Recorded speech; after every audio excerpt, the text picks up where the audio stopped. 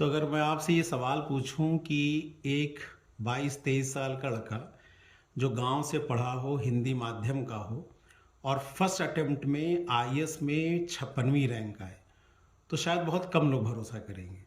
पर भरोसा करने की बात नहीं है। आपके सामने मनोज सिंह बैठे हुए हैं, गांव से पढ़े लिखे, शहर तक पहुंचे किसी तरह से संघर्ष करके। इनका बैकग्राउंड क्या है, इनका जीवन क्या है, तो मैं चाहता हूं मनोज आप थोड़ा सा अपना संक्षिप्त में अपने बैकग्राउंड के बारे में बताएं और बताएं कि हिंदी माध्यम का लड़का फर्स्ट अटेम्प्ट में 56वीं रैंक ला सकता है या नहीं ला सकता। हमारे बहुत से जो दर्शक देख रहे होंगे उनको शायद ये भरोसा भी नहीं होगा। तो ज़रा अपनी जर्नी के बारे में बताएं। गोंडा का रहने वाला हूँ। गोंडा से अराउंड 32 किलोमीटर की दूरी पे बड़ा ही इंटीरियर में मेरा गांव है। तो जो आरंभिक पढ़ाई लिखाई हुई है वो तो गांव से ही हुई थी। 12th भी मैंने अपने एक जिले के एक ब्लॉक में एक अच्छा इंटर कॉलेज हुआ करता था, उस समय साइंस की पढ़ाई हो रही थी, तो वहाँ से किया है। लखनऊ यूनिवर्सिटी से ग्रेजुएशन और पोस्ट ग्रेजुएशन किया हिंदी माध्यम से। ऑब्वियसली जो गोंडा में किसी गांव में स्कूल इंग्लिश मीडियम में होने का आजकल हो सकता है, हो उस जमाने में तो फिर प्रश्न ही नहीं उठता है।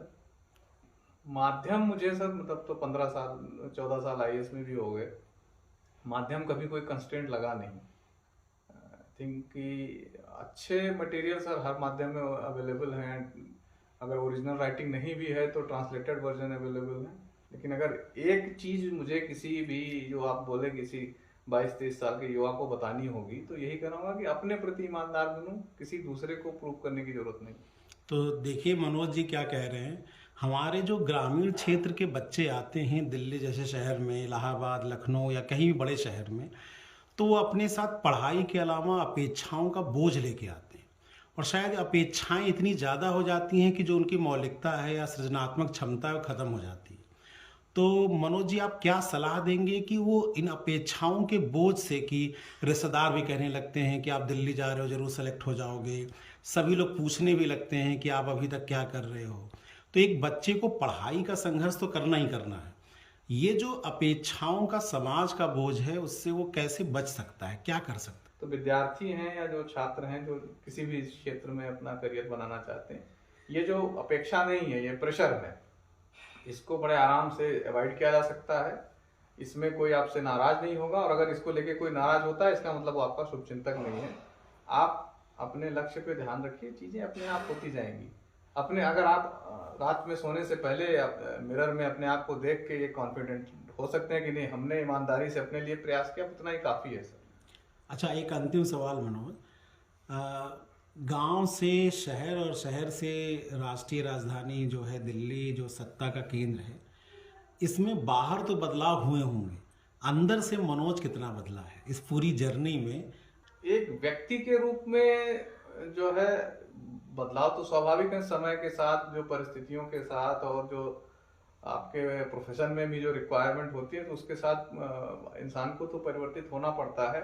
आप जिस मतलब जो आपका प्रश्न है कि वो मतलब एक जो मौलिक जो व्यक्ति होता है उसका कंस्ट्रक्ट बन जाता है, वो आपके संस्कारों पर डिपेंड करते हैं।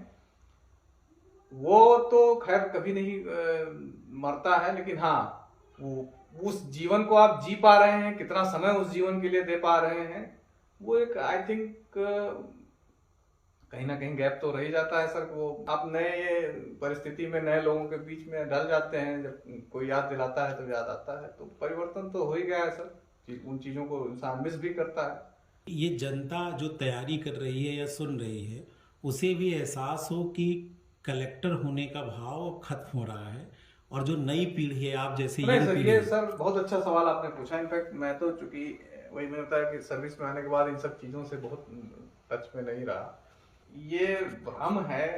इसका मैं अनुरोध यही रहेगा कि कलेक्टर को हम लोग ब्रिटिश टाइम से अटैच करके देखते हैं, बड़ा परिवर्तन हो गया है सर। हम लोगों को लगता है एक कलेक्टर के साथ जाइए, अगर कोई जाने, उसके साथ 24 घंटे बिताइए और फिर देखिए कि वो बेचारा जो बाहर से दिख रहा है वो एक्चुअली हुआ। मैंने जानबूझ के बेचारा शब्द यूज किया है, बट मेरा ब्लंट एकदम एडवाइस है कि अगर आपको जो ट्रेडिशनल टर्म में लोग जो टॉन्ट के रूप में कलेक्टर साहब टर्म, अगर उस हिसाब उस लिए आना है, आपको पैसा के लिए और पावर के लिए आना है, तो भैया देश पे एहसान करो, मत आओ। बिल्कुल सही कहा, बिल्कुल सही कहा। समय बदल चुका है। और ये जो जॉब है, कोई भी जॉब हो, नॉट ओनली आईएएस थोड़ा ब्लेस्ड है कि वो आपको ज़्यादा डाइवर्स फील्ड में काम करने का मौका मिलता है। ये आपको मौका देती है, जो सेल्फ सेटिस्फैक्शन मिलता है सर काम करके, उसके बदले में आपको तनख्वाह दी जाती है। कोई आप फ्री में काम नहीं कर रहे हैं, एहसान नहीं कर रहे हैं। बिल्कुल।